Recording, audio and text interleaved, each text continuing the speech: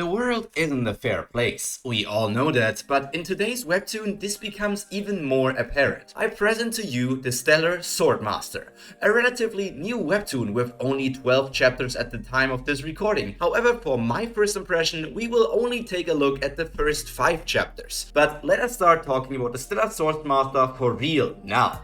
The so-called Lighthouse of the North, the prosperous trading town of Schoarra, hides a dark underbelly. Seedy slums ruled by 5 ruthless crime bosses. When streetwise orphan Vlad finds the brothel he worked for decimated by a disgraced knight, he turns to the path of the blade, pledging himself to the pursuit of power by swords. Blessed with the ability to seek out wisdom from his sentient sword, Vlad embarks upon a journey of growth and peril as a swordsman in service of the powerful House Vayezid. Future Pyro here. Did that sound intriguing to you? Because it was for me as well, especially because some stuff in the summary is just straight up wrong. I wonder which intern wrote it. But now back to past Pyro. The stellar Swordmaster, as you can see in the picture here, has a very beautiful art style. But don't be fooled, it can also portray comedic and dark moments very well. I really like the design of the main character. He is a classic pretty boy. I mean, look at him, blonde hair, blue eyes, he's the perfect man like many people would say. But his overall appearance works well with the story and can also be potential foreshadowing for the future already. There are many ways to start a story. Be it a heavy action scene to get readers excited, a quiet start making us think what potentially could happen in the future, or something else. The stellar Swordmaster went with the something else approach. They chose to go with a motivational quote to start us off.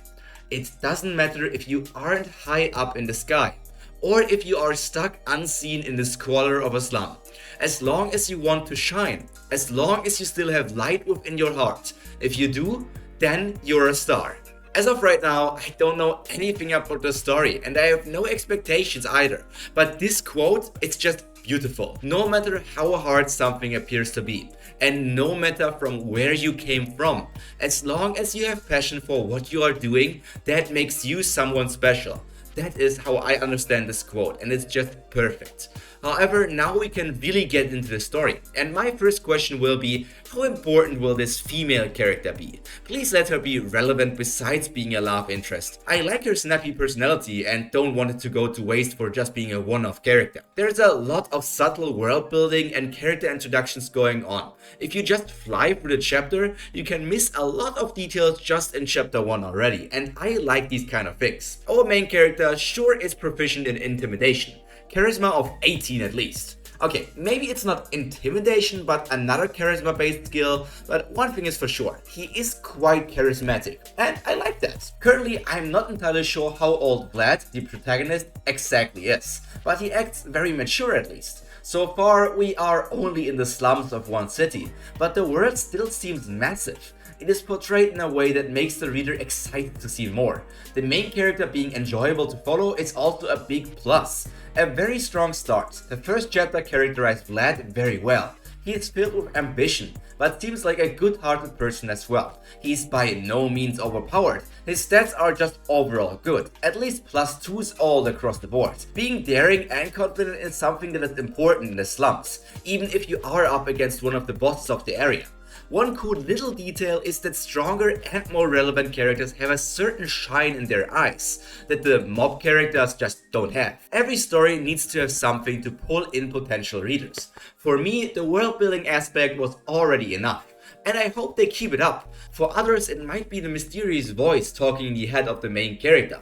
Yes, the voice is in his head and it does not come from some sort of sentient sort. There was a completely different reason why the voice is inside of Vlad, but apparently the summary doesn't know that. Yet again, others might be interested in the metaphorical storm that is approaching the slums, especially because the storm was already mentioned in the summary. It generally holds many points that will engage the readers and make them excited for the future. A small jump from the end of chapter 2 to the start of chapter 3. We still understand what is going on, but I actually hope we will get an actual explanation as soon as I continue scrolling. The new character is quite cool, and he also offers us more information about the power system used in this world, and generally which will be used in the story. However, even with that extra information, the rules of aura, which is the name of the power I guess, are a bit unclear to me. Them saying the warrior needs to create their own personal world to use aura kind of reminds me of Bleach, but I don't know if that is a good comparison. We have to continue reading to find out. Oh, no. Please let the red-haired girl be okay. I'm not ready to lose her yet. I want to get more attached so that I can actually cry when she dies. Oh, no. ×2. This is actually getting very interesting, with quite the potential to dive headfirst into a pretty dark direction. From the first 3 chapters, an underlying dark tone could already be felt, and as it turns out, it was always slowly creeping towards us. The stellar Swordsmaster could turn out to be even better than I first thought. In just a few chapters I always used to form a first impression, this story has shown us a lot of things. This world is a big place. The people who you might believe to be the strongest are only decent compared to actual strong people. And who is to say that what we are seeing right now is the peak? There could always be more for us to discover and learn about. Seeing things happening in the reflection of the eye of a character always adds a certain sense of power to the scene. And what Vlad is seeing right now is just brutal. I actually like to see that our main character is not always that scheming, suave type of person, but he can also get very emotional if something affects him personally. The voice in his head is also still a big mystery. I don't even think that we will get an answer for what it is in the first 5 chapters, so if you want to figure out that question, you have to continue reading as well.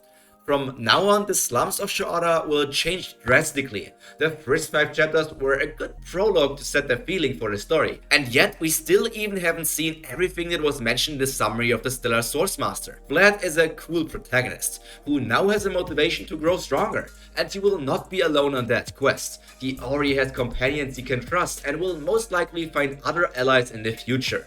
Everything you do in life can come back to you and be helpful in some way in the future. So always do a good deed. It will be useful in the future. Or you're just going to be happy that you did something good. One additional positive factor is that so far Vlad is not overpowered. In no way. He's just a talented guy who still has to figure out how everything in the world actually works. However, I also need to talk about something negative or at least questionable. Besides the main character, we did not learn that much about the other characters, even if they seem to hold a bigger role in the entire story.